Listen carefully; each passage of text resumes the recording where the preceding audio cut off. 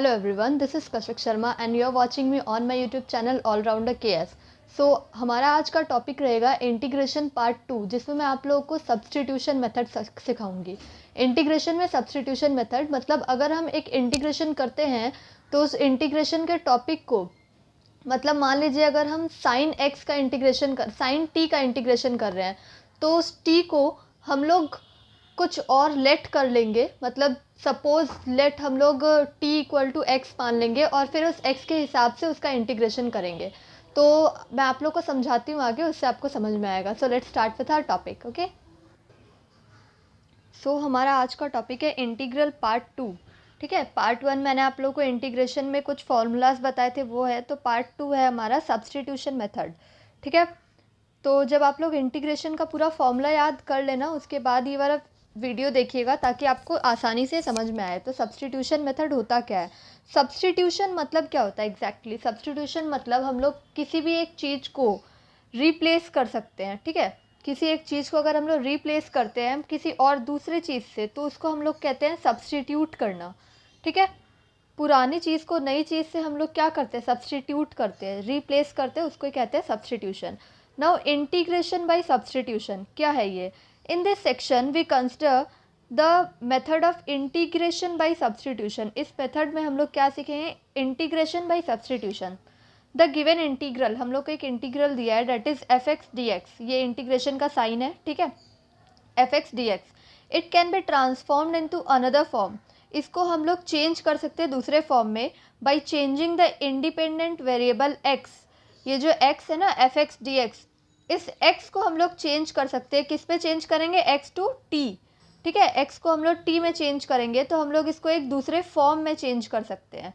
लेकिन हम लोग चेंज किसको कर सकते हैं? सिर्फ x को कर सकते हैं। इसका मतलब सिर्फ एक वेरिएबल को कर सकते हैं। ठीक है, बाई सब्स्टिट्यूटिंग। अब कैसे करेंगे सब्स्टिट्यूशन इसका? x equal to G T. ठीक है, x को हम लोग क्या मान लेंगे? जी टी मान लेंगे। नाउ कंसिडर एक integration i equal to integration of F X D X दिया हुआ है। ठीक है, अब हम लोग क्या पुट करेंगे? नीचे देखिए यहाँ पे put x equal to G T दिया हुआ है, ये रहा put x equal to G T. ठीक है, तो put x equal to G T करेंगे सो डैट यहीं पे अगर इसका डिफ्रेंसिएशन करेंगे तो ये होगा D X by D T equal to G dash T हो जाएगा। क्योंकि किसी भी इस प्रॉब्लम का हम लोग अगर डिफ्रेंसिएशन करते हैं तो वो पावर में अगर उसका ये स्लैश आ जाता है, इट मीन्स ये एक कोई डिफ्रेंसिएशन पार्ट है। ठीक है, तो x equal to G T का अगर डिफ्रेंसिएशन करेंगे हम तो हमारा आएगा D X by D T equal to G dash T. Okay, तो अब अगर डी टी को हम लोग राइट साइड में भेज देंगे तो क्या बचेगा? D X equal to G dash T into D T. इतना समझ में आया? D X equal to G dash T into D T. क्यों किए हम लोग? क्योंकि हम लोग सब्स्टिट्यूशन प्रोसेस यूज़ कर रहे हैं। सब्स्टिट्यूशन प्रोसेस में हम लोग किसी वेरिएबल को चेंज कर सकते हैं सम में। ठीक है, कि उसको एक अनदर फॉर्म में लाने के लिए हम लोग एक वेरिएबल को चेंज करेंगे। अब वेरिएबल को कैसे चेंज करेंगे? एफ एक्स डी एक्स था तो X equal to G T मान लिए, उसका डिफ्रेंसिएशन किए। ठीक है, उसका डिफ्रेंसिएशन किए तो D X equal to G dash T D T आया। Now coming to the point, I equal to F X D X. Fine, F X, F लिखा हुआ है, पहले लिखेंगे इंटीग्रेशन का साइन, फिर f, फिर अंदर जो x है उस x की जगह क्या पुट करेंगे? gt पुट करेंगे, क्योंकि हम लोग को पता है कि x की जगह हम लोग ने अभी gt लेट किया है। फिर dx, तो इस dx की जगह क्या पुट करेंगे? g dash T D T. ठीक है, dx की जगह क्या पुट किया हमने? g dash T D T. आया समझ में? अब ये पूरा फॉर्म पूरा चेंज हो गया। ऊपर में हमारा क्या था? i equal to F X D X था। देखिए f के साथ में वेरिएबल कौन सा था? x था, तो इसलिए dx था हम लोग का। ठीक है, लेकिन हम लोग dx के रेस्पेक्ट में सॉल्व कर रहे थे, लेकिन जब हम लोग x को t में चेंज किए तो इस पूरे को t में चेंज करना पड़ेगा। इट मीन्स हम लोग को किसके रेस्पेक्ट में सॉल्व करना पड़ेगा? t के रेस्पेक्ट में ही सॉल्व करना पड़ेगा। Now this change of variable formula is one of the important tool available to us in the name of integration by substitution। ये जो हम लोगों ने पूरे फार्मूला को चेंज कर दिया, वेरिएबल के फार्मूला को चेंज कर दिया, ये सबसे इम्पॉर्टेंट पार्ट है इंटीग्रेशन बाय सब्स्टिट्यूशन का। ठीक है, it is often important to guess what will be useful for substitution. Usually we make a substitution for a function whose derivative also occur in the integrand as illustrated in the following example। तो हम लोग कहाँ कहाँ use करते हैं वो यहाँ पे नीचे दिया हुआ है, वो एग्जाम्पल पढ़ के आप लोग को समझ में आएगा कि हम लोग सब्स्टिट्यूशन कहाँ का यूज़ करते हैं। ओके, पहला है integration of cot x dx। Integration of cot x dx is equal to log sin x plus C होगा। ठीक है, integration of cot x dx का क्या होता है, cot x का इंटीग्रेशन क्या होगा, log sin x होगा।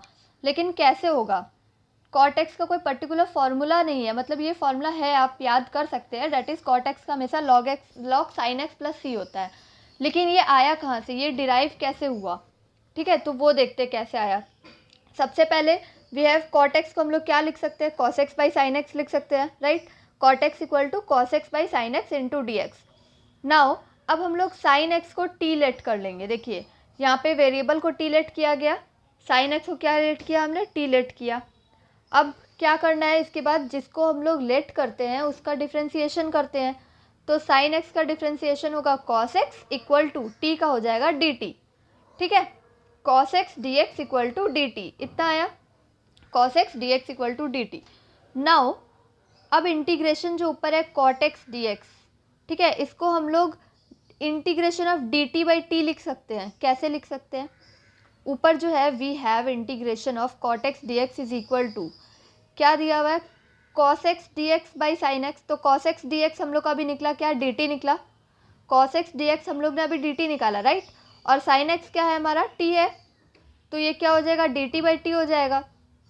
नाउ 1 बाई टी का अगर हम लोग इंटीग्रेशन करते हैं तो क्या आता है, 1 बाई टी का इंटीग्रेशन आता है log t प्लस सी, हो जाएगा इंटीग्रेशन log t प्लस सी।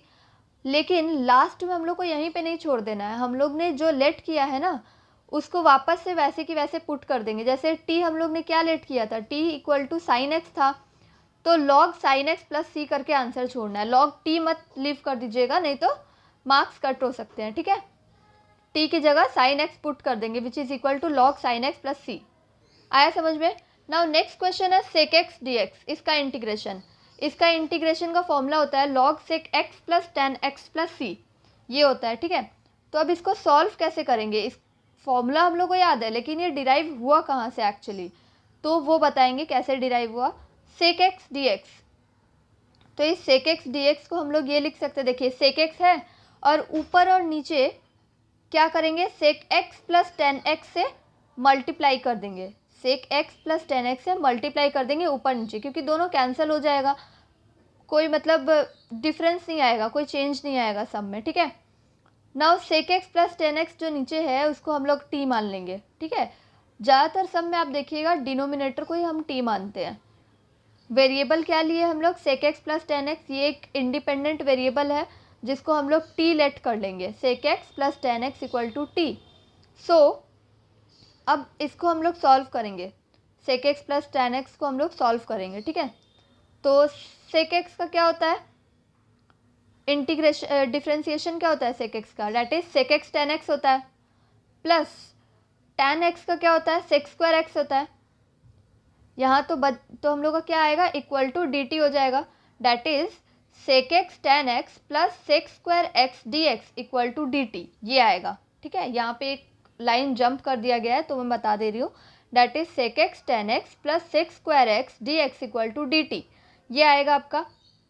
अब उसमें से हम sec x को कॉमन निकाल लेंगे, sec x को कॉमन निकाल लिए बाहर तो बचेगा क्या, फर्स्ट वाले में बच जाएगा tan x और दूसरे वाले में बच जाएगा sec x, क्योंकि दो sec x था वहाँ पे, sec स्क्वायर x था इसलिए, तो sec x कॉमन निकला, tan x plus sec x dx equal to dt। ठीक है, नाउ अब हम इसमें देखिए sec x plus tan x जो है उसको हमने क्या लेट किया है, sec x plus tan x को हमने t लेट किया है। ठीक है, तो sec x plus tan x की जगह t बिठा देंगे। अब यहाँ पे देखिए लिखेंगे हम sec x dx is equal to sec x into sec x plus tan x dx की जगह हम बिठाएंगे क्या, sec x plus tan x dx equal to dt बिठाएंगे। तो ये ऊपर जो आपको सबसे ऊपर दिख रहा है we have, that is integration of sec x dx equal to sec x bracket के अंदर sec x plus tan x divided by sec x plus tan x dx, ये है।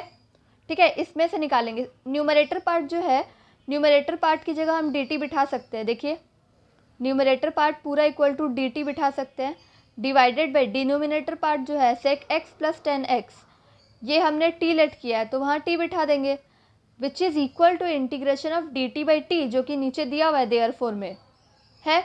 तो 1/t की जगह हम क्या बिठाएंगे, फिर 1/t होता है log t इंटीग्रेशन। अब t की जगह हमने जो लिया था, t की जगह क्या लिया था, sec x प्लस 10x लिया था, तो वो पुट करेंगे प्लस c, ये आंसर आ जाएगा। आया समझ में?